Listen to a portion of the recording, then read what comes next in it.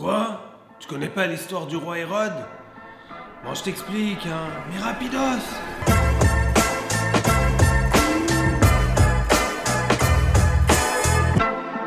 Le contexte, c'est la fin de la royauté des Hashmonaïm avec le roi Yanaï Améler. Après sa mort, c'est sa femme Shlomtzion Amalka, Salomé Alexandra, qui va diriger le royaume. Elle va tout de suite faire revenir d'exil son petit frère, Serge Benamou, bien sûr. Mais non, le sage Shimon ben Chattar. Coucou. Ils vont imposer deux grandes nouveautés pour les juifs.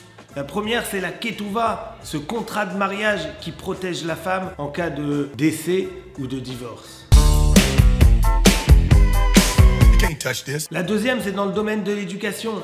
C'est l'école obligatoire et gratuite pour tous les enfants. Malheureusement, les deux fils de Salomé Alexandra, Hircan et Aristobule, ne suivent pas sa voie. Ils vont se faire la guerre pour la royauté.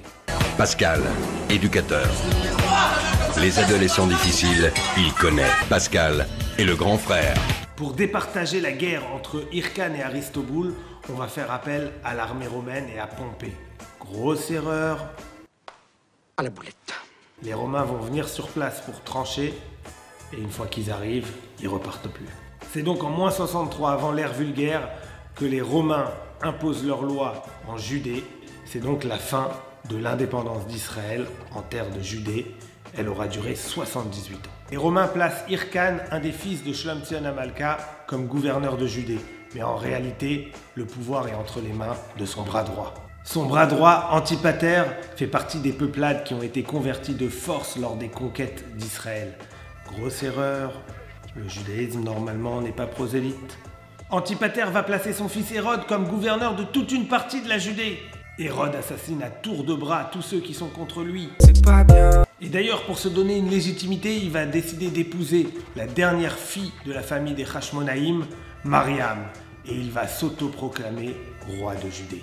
Il va faire assassiner le petit frère de sa femme Mariam, Aristobule III, qui était adoré du peuple et qui aurait pu prétendre à la couronne. Tout ça c'est pas bien, c'est pas bien. Il va même faire assassiner le grand-père de sa femme, Hircan, qui a maintenant 82 ans. What's going on here? Oh, sir, I'm arrested. Oh, oh. Oh, oh. Il va aussi faire assassiner évidemment sa belle-mère, Alexandra. Bon, ça, je sais pas si on peut trop lui en vouloir. Pour couronner le tout, il va faire assassiner sa femme, Mariam, qu'il aime plus que tout. C'est pas bien de tuer les gens, parce que après ils sont morts. Parallèlement à la folie de ce roi, c'est lui qui va lancer des grands chantiers de construction en Judée. On lui doit des énormes monuments, comme le Kotel à Maravi. Beaucoup pensent que c'est un mur du temple, mais pas du tout. C'est un mur de soutènement pour créer une esplanade énorme pour rénover le temple. On lui doit aussi la ville de Césarée, on lui doit la forteresse de Masada, on lui doit la grande bâtisse au-dessus de la Maharat à Marpella, le caveau des patriarches à Hebron, à tel point que les sages vont dire que celui qui n'a pas vu une construction d'Hérode n'a jamais vu une belle construction de sa vie. Il était tellement fou qu'il avait décidé que le jour de sa mort, on allait prendre plusieurs milliers de personnes pour les mettre à mort, afin que ce jour-là ne soit pas un jour de joie pour le peuple.